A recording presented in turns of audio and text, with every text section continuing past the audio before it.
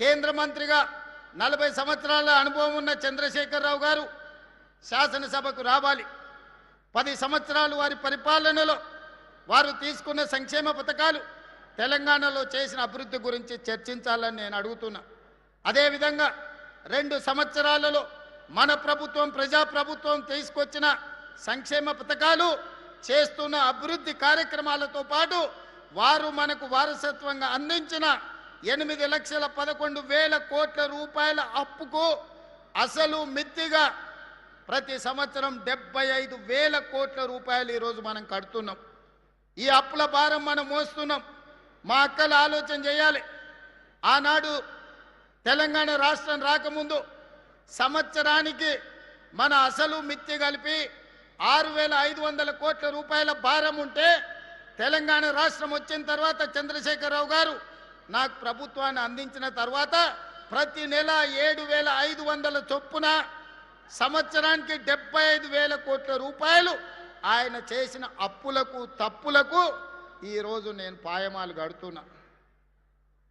అనుభవం తక్కువైనా, వయసు చిన్నదైనా, మీకు మాట ఇచ్చిన మాట నిలబెట్టుకోవాలి.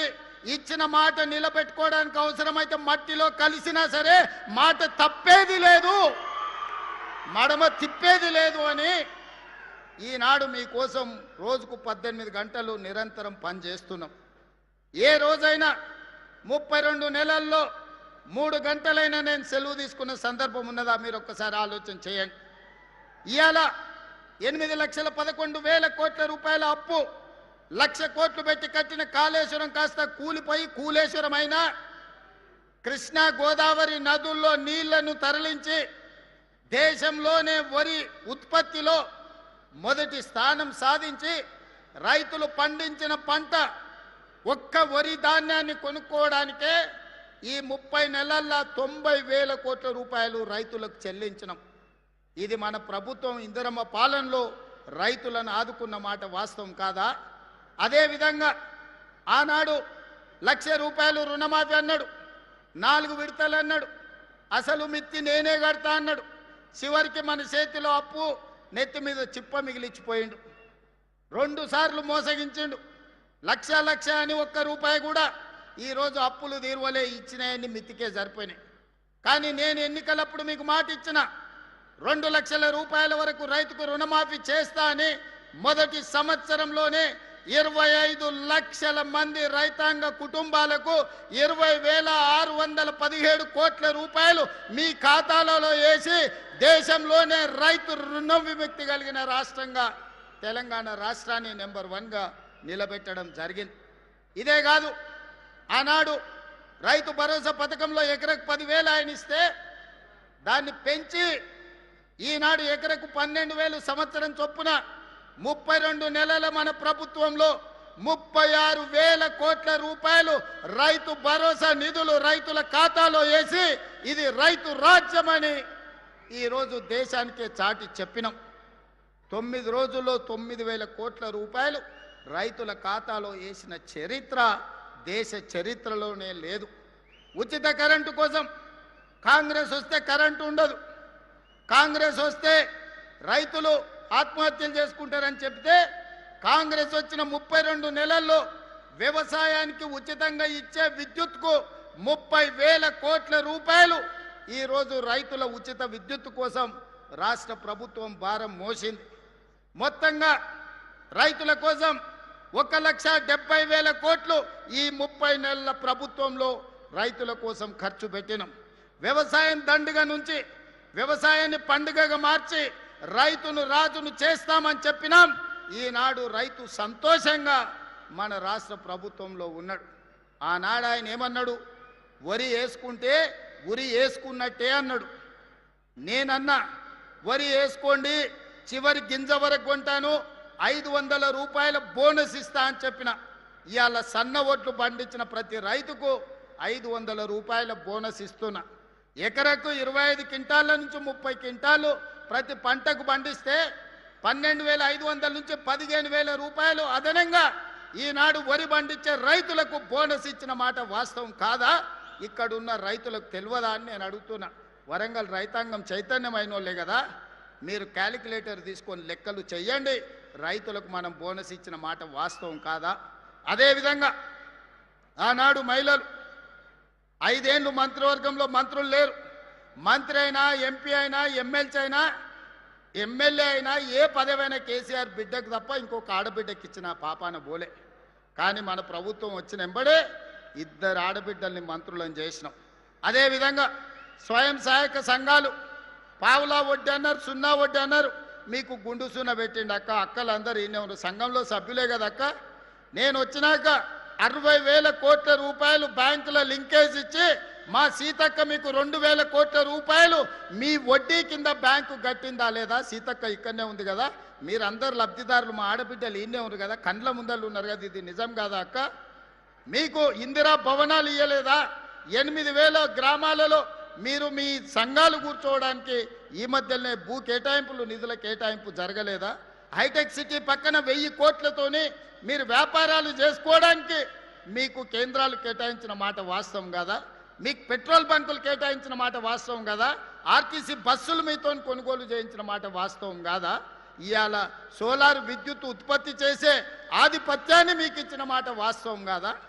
ఇవాళ మహిళలు బడులలో పిల్లలకు, మా అక్కలు బట్టలు కుట్టే వచ్చి ఉంటారు పిల్లలకి ఈసారి బడి బట్టలు, అవునా అక్క? ఎప్పుడన్నా కేసీఆర్ ఉన్నప్పుడు కుట్టినరా? ఇవాళ మీకు శిక్షణ ఇవ్వడమే కాదు, కుట్టు మిషన్లే కాదు, 27 లక్షల మంది పిల్లలకు బట్టలు కుట్టే ఉపాధి ఈరోజు మా అక్కలకు, మా ఆడబిడ్డల చేతికి అప్పచెప్పి పెత్తనం మీకు ఇచ్చిన మాట వాస్తవం కాదా? ఇలా ఒకటొక్కటిగా మా ఆడబిడ్డల్ని ఆర్థికంగా నిలబెట్టాలి. నగదు ఆడబిడ్డ చేతుల్లో ఉంటే ఇంట్లో పిల్లల చదువులకో, లేకపోతే అత్తమామ వైద్య ఖర్చులకో, ఇల్లు కట్టుకోవడానికో, సంసారం చక్కదిద్దుకోవడానికి ఉంటుందని ఆడబిడ్డల చేతుల్లో నగదు ఆడే విధంగా ఇవాళ చర్యలు తీసుకున్న మాట వాస్తవం కాదా? ఎక్కడన్నా ఈ ప్రభుత్వంలో మీ తమ్ముడుగా, మీ అన్నగా, మీ రేవంత్ అన్నగా ఎక్కడైనా ఆడబిడ్డల కష్టం వస్తే చూస్తూ ఊరుకున్నానా? లేకపోతే మీకోసం కొట్లాడి మీకు నిధులు ఇచ్చి ఈరోజు మిమ్మల్ని అభివృద్ధి పదం వైపు నడిపిస్తున్నానా లేదా ఆలోచన చెయ్యండి. ఇవాళ రక్త సంబంధం లేకపోయినా నా ఇంటి ఆడపడుచుగా సీతక్కకు అన్ని రకాలుగా అండగా నిలబడ్డ వాస్తవం కాదా? అదే రక్తం పంచుకున్న బిడ్డ, కేసీఆర్ బిడ్డ, కేటీఆర్ చెల్లెలు కల్వకుంట్ల కవితకు ఆస్తిలో భాగం ఇవ్వాల్సి వస్తుందని కష్టాలలో జైలుకు పోయి ఇంటికి వచ్చి నాకు కాస్త సాయం చేయంటే సాయం చెయ్యాల్సి వస్తుందని ఈ కర్కోటకుడు సొంత చెల్లెల్నే ఇంట్లో నుంచి బయటికి గెంటేసిన నీచమైన చరిత్ర తారక రామారావుది కాదా? ఒకసారి మా అక్కల్ని ఆలోచన చేయమంటున్నా. చెడిపోయి పుట్టింటికి పోకూడదని అంటారు పెద్దలు, కానీ ఒకవేళ చెల్లి కష్టాలలో ఉండి ఇంటికి వస్తే 1,000 కోట్ల రూపాయల ఆస్తి ఉన్నోడు సొంత తొడబుట్టిన చెల్లెలకు సాయం చేయకుండా ఇంట్లో నుంచి గెంటేస్తే కన్న తండ్రి కళ్ళు మూసుకొని పోయి ఉన్నాడా? కన్న తండ్రి ఏమన్నా ధృతరాష్ట్రుడా? కొడుకును పిలిచి సలాకి కాల్చి వాత పెట్టి వంగబెట్టి ఈపుల మీద 4 గుద్ది సగం ఆస్తి బిడ్డకి ఇవ్వాలి కదా, కానీ ఇంట్లోకి వెళ్ళి బయటికి గెంటేసిండు. కానీ నేను మీ అందరినీ సొంత కుటుంబ సభ్యుల్లాగా ఇవాళ చూసుకుంటున్నానా లేదా? అంతెందుకు, ఆనాడు బతుకమ్మ చీరల కమిషన్లు కొట్టేస్తే ఆ ఇచ్చిన చీరలు ఎన్నడన్నా మీరు కట్టుకున్నారా అక్క? బతుకమ్మ చీరలు ఎన్నడన్నా కట్టుకున్నారా? పండుగ నాడైనా ఎన్నడైనా ఏడగట్టిరా చీరలు? పల్లి సేన వేసుకుంటే పందులు రాకుంటుండనికే బెదిరియనికే సేన్ల కాడ కట్టిరు. మొక్కజొన్నలు వేసుకుంటే పక్షులు తినకుండా ఉండనికే వాటిని బెదిరించనికే చీరలుగా ఆ చీర తీసుకుపోయి కట్టిరు. ఎన్నడన్నా ఒంటి మీద మా ఆడబిడ్డలు కట్టుకుర్రా?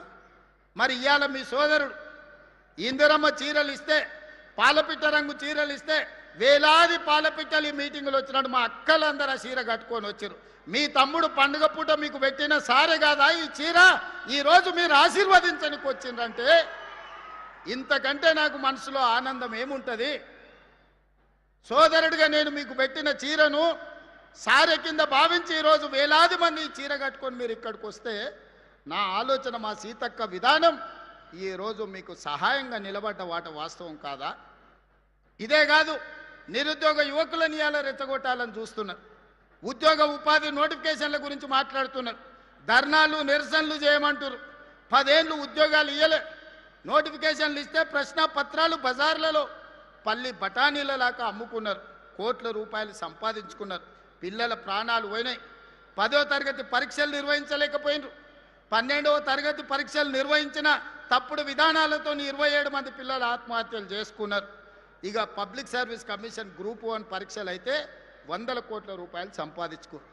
కానీ అదే మన ప్రభుత్వం వచ్చిన తర్వాత 70,000 ప్రభుత్వ ఉద్యోగాలు గ్రూప్ 1, గ్రూప్ 2, గ్రూప్ 3, గ్రూప్ 4, అదేవిధంగా పోలీస్, మెడికల్ అండ్ హెల్త్ వివిధ శాఖల్లో 70,000 ప్రభుత్వ ఉద్యోగ నియామకాలు చేపట్టి నిరుద్యోగ యువకుల యొక్క ఆకాంక్షల్ని, కలల్ని నెరవేర్చడానికి మన ప్రభుత్వం పనిచేసిన మాట వాస్తవం కాదా? ఇవాళ మళ్ళీ పోలీస్ నోటిఫికేషన్లు ఇచ్చినాం, పబ్లిక్ సర్వీస్ కమిషన్ నుంచి నోటిఫికేషన్లు ఇచ్చినాం. ఇవాళ పోలీసులకు ఇంకా నోటిఫికేషన్లు ఇవ్వంటూ అన్ని ఖాళీలు మీకోసమే, విడతల వారి నియామకాలు చేపడతాం. వయసు మీకోసమే సడలించినాం. మీ మంచి కోసమే, మీ నిరుద్యోగ సమస్య పరిష్కారం కోసమే, మీ ఉజ్వల భవిష్యత్తు కోసమే ప్రభుత్వం ఆలోచన చేస్తున్నది. మీ రేవంత్ అన్న ఆలోచన చేస్తుండు. నా కుటుంబంలో ఎవరు ఉద్యోగాల కోసం పోయేది లేదు ప్రభుత్వంలో.